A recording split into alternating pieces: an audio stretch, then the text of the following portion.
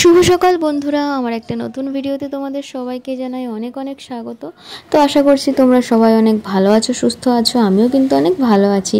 তো দেখো, সকালবেলায় কিন্তু বাসি কাজকর্ম সেরে স্নান সেরে প্রত্যেক দিনের মতো চলে এসেছি ছাদ বাগানে। এই যে এখন ফুল তুলবো, সুন্দর সুন্দর ফুল, তারপরে কিন্তু পুজো করব।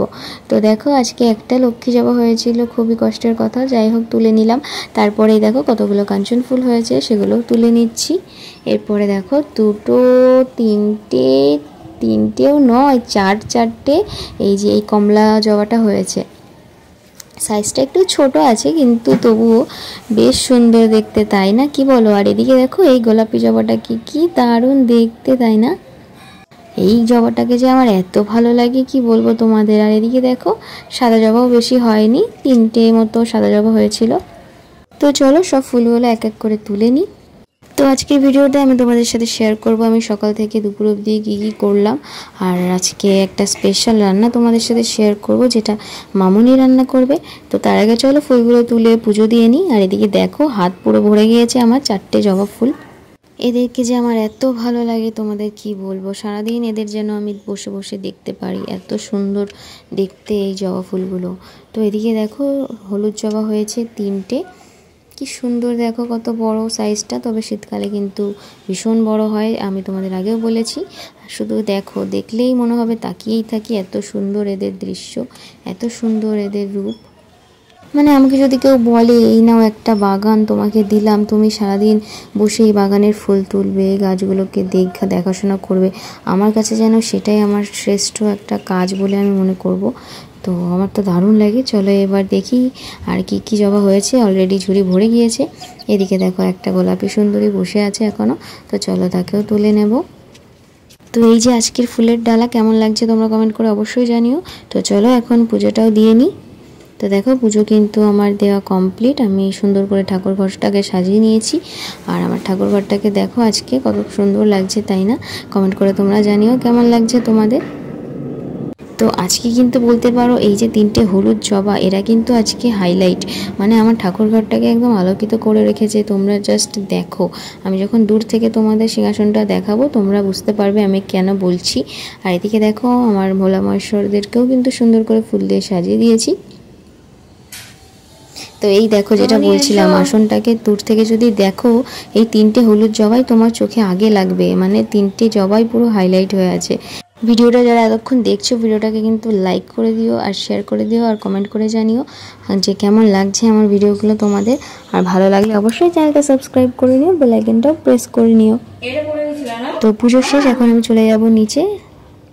আজকে কি রান্না হয় তোমাদের সাথে শেয়ার করব। তো আমাদের ফ্ল্যাটের জায়গা থেকে এই যে কচু শাকগুলো তুলে নিয়ে এসেছি। আজকে কিন্তু ইলিশ মাছের মাথা দিয়ে কচু শাকটা রান্না হবে। দেখো বন্ধুরা কত বড় কচু শাক, মামনির হাইটে। আজকে এই কচু শাক দিয়ে কি রান্না করব জানতে হলে ভিডিওটা দেখতে থাকো। আর এই কচু শাকটা কিন্তু একদমই গলা ধরবে না। তো যেভাবে আমরা রান্না করছি তোমরা সেভাবে রান্না করো। সিদ্ধ করে নিয়েছি, জল ঝরাতে রেখেছিলাম, আর এখন জল ঝরাতে রেখে দিয়েছি।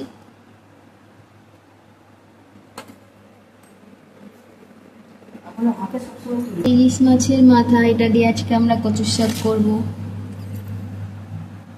তো মাছগুলোকে হলুদ লবণ মাখিয়ে রেখে দিয়েছিলাম। আর এদিকে দেখো তেল গরম হয়ে গেছে, এখন মাছের মাথাগুলোকে ভেজে নেব।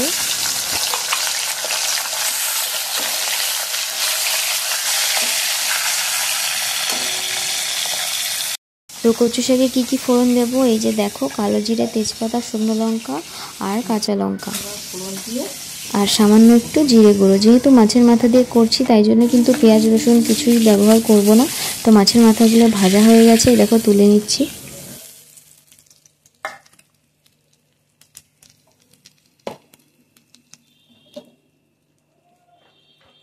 এখন ওই মাছ ভাজা তেলেই কিন্তু কচু শাকটা করে নেবো। তো আরও একটু তেল দিয়ে দিলাম, কচু শাকে কিন্তু একটু তেল লাগে, না হলে কেমন যেন হয়। দিয়ে দিলাম শুকনো লঙ্কা, পরে সব পাতাগুলো অ্যাড করে দেবো। তেজপাতা, কালো জিরে।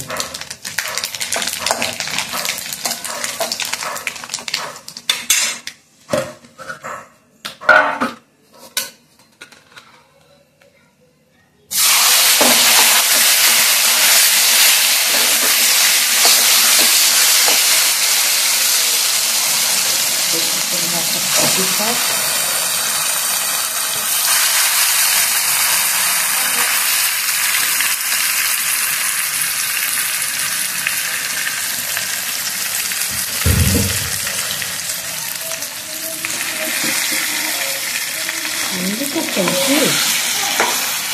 গন্ধ থাকছে নাকি?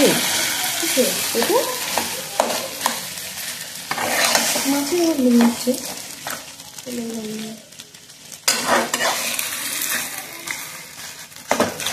কষতে থাকো, কষতে থাকো।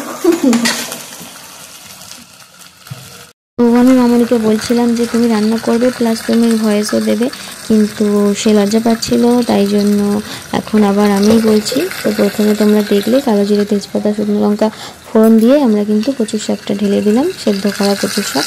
এখন এই যে একটু কষিয়ে নিয়ে কিন্তু দিয়ে দিচ্ছি লবণ আর হলুদ পরিমাণ মতো।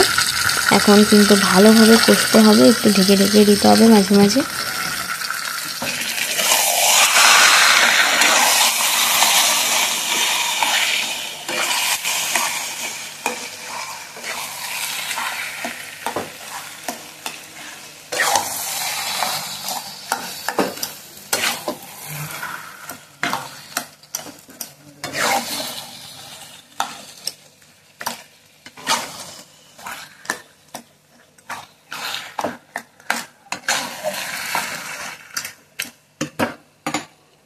এখন কাঁচা লঙ্কাটা অ্যাড করে দিচ্ছি, আর মাঝে মাঝেই কিন্তু খুন্তি দিয়ে এমন নেড়ে যেতে হবে। যত নাড়বে তত কচুর শাকটা ভালোভাবে গলে যাবে আর একে অপর সাথে মিশে একদম ঘন্ট মতো হয়ে যাবে। এতে খেতেও কিন্তু ভালো লাগবে, দেখতেও ভালো লাগবে।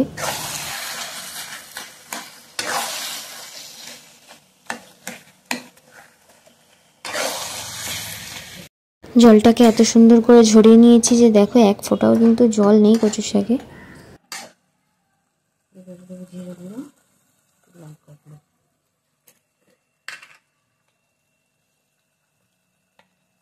তো যে যেমন ঝাল পছন্দ করেন তেমন অনুযায়ী আপনারা লঙ্কা ইউজ করবেন। আর এদিকে দেখুন আমরা একটু শুকনো লঙ্কার গুঁড়ি দিয়ে দিলাম, আর দিয়ে দেবো সামান্য পরিমাণে একটু জিরে গুঁড়ো, এতে শাকের টেস্টটা আরও বাড়বে।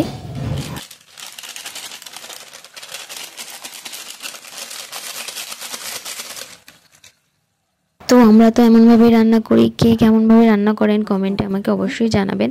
আর যেভাবে আমরা করি ওভাবে কেউ করেছেন কিনা সেটাও জানাবেন। তো এখন মাছের মাথাটাও অ্যাড করে দিচ্ছি, এরপর ভালোভাবে নেড়ে চেড়ে এদেরকে এক করে দিতে হবে। এটা নাড়তে নাড়তেই গলে যাবে, কাঁটা মাছ হয়ে যাবে পুরো।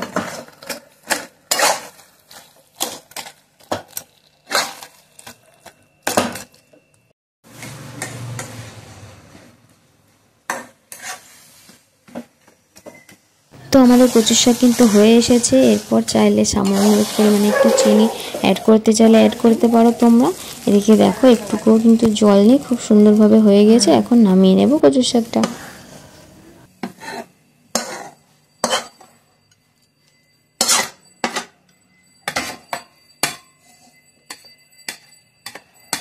তো একটু কাঁচা লঙ্কা আর টমেটো দিয়ে ডেকোরেশন করে নিলাম। কেমন লাগলো ভিডিওটা তোমরা কমেন্ট করে অবশ্যই জানিও।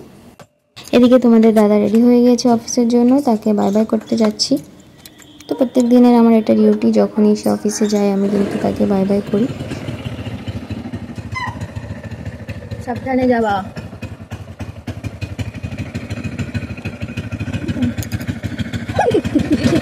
Thanks for watching everyone. Take care. Bye.